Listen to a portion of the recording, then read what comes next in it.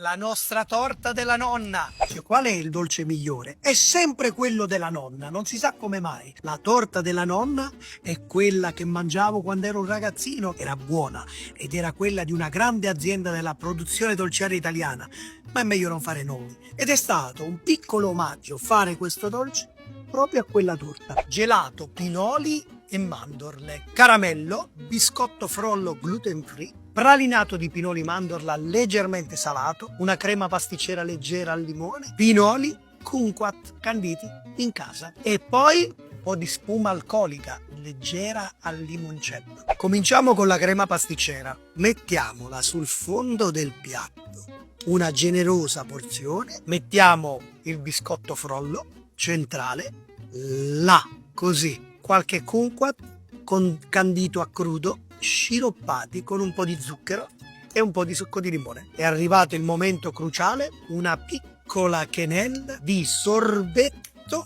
pinoli e mandorla. Così.